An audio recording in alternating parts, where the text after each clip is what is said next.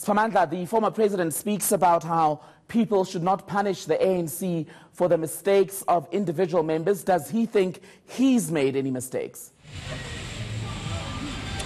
He did say members of the ANC who have committed mistakes, himself included. He made an example saying, even if I had made mistakes, do not punish the ANC. Rather vote for the ANC and deal with individual members later on. But you shouldn't punish the ANC by not voting at all, because he was campaigning for the ANC. He used his public address after appearing in court to lobby and to campaign for the ANC, saying the party needs to get a two-thirds majority in order to correct injustices of the past. So he did include himself, but also some people may say he's taking a swipe at other current leaders of the ANC, because he went at length to say the ANC in Nasrec adopted some resolutions. He highlighted radical economic transformation as one of those resolutions, and he said nothing has happened for the whole year, and that is not acceptable. But he urged people to go out in numbers and vote for the ANC and correct some of the things that they are not happy with after that fact. But it's an odd statement to make then, Spamandla, isn't it, to say to people, or to suggest at least, that there's a leadership that has now failed to implement conference resolutions, yet continue to support them, even though it's not guaranteed that they will get things like radical economic transformation right. So how does the crowd then buy into Zuma's message?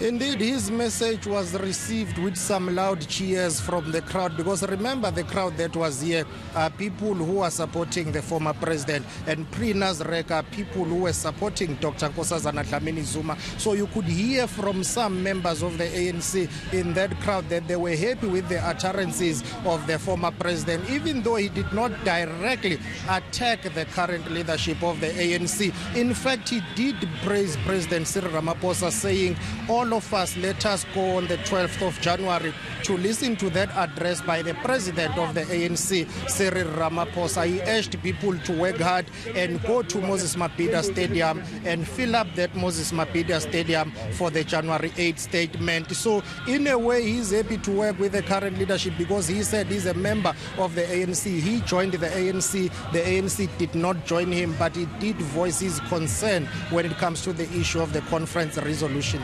Let's go back inside the courtroom now. There is now the postponement granted by the court at the request of both the state and Zuma's defense. How did things play out? You would recall that today was a holding date, actually, because when the former president appeared in court in July this year, his new legal team, after he had parted ways with Michael Halley, who was his lawyer for more than a decade, his new legal team asked for the court's indulgence, saying they need to familiarize themselves with the case. So they asked for 3 months to familiarize themselves with the case, and then they came back here to file their application for a permanent stay of prosecution on the 16th of November. That's the date they were given. Of course, the co-accused, which is the French arms company Thales, had filed earlier on. So inside court, it was a very brief court appearance. The proceedings were very brief, because both parties had agreed prior to going inside court to say they will come back on the 20th of May for the heads of arguments now to be heard on the former president's application for a stay of a prosecution. Zuma, wrapping up his speech today to that crowd, again made the comment that his trial is a war that he will one day explain to his supporters and the rest of us. How much closer are we to that explanation?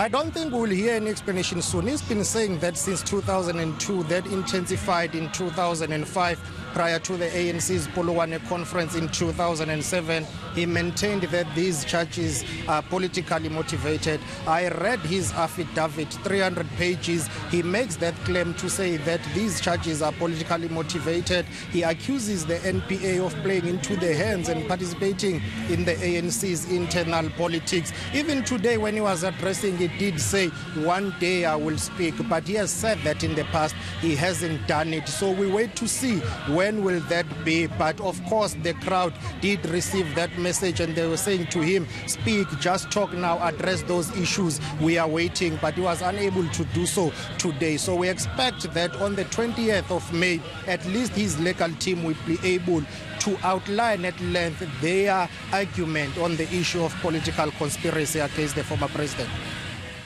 But I suppose, Pamandla, the lack of clarity on this issue and others goes back to just how popular Jacob Zuma remains in the ANC, because despite all the question marks and allegations, every time he appears in court, people are coming out, paying sometimes from their own pocket to come and support him. So at a political level, I suppose the NEC may have to look into using him as they go into campaigning, because he does remain a force in the ANC.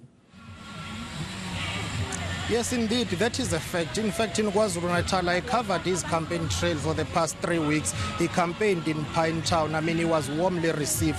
People were packed there. He went to KwaMashu. People were packed. He went to the South Coast in Port Shepstone. Even here today, numbers started very small, but the crowd grew as the court was about to adjourn. When he was addressing, the numbers had grown. So he does enjoy support in KwaZulu-Natal. And I spoke to Mseni Ntuli, who is the provincial secretary of the ANC in KwaZulu-Natal. He told me that the man is popular, the man is powerful in KwaZulu-Natal. They will continue to use him. In fact, he said on the 20th of May, ANC members and leaders in KwaZulu-Natal will come back to court to support the former president, and then they will go out to campaign. Even Jacob Zuma himself, he said he has not started yet. Those who are complaining about him campaigning for the ANC, they need to wait, because they are in for a ride, because he will be campaigning extensively for the ANC. So the ANC is facing this conundrum to say, how do we deal with this person who's facing fraud and corruption charges? One of their messages is that they are projecting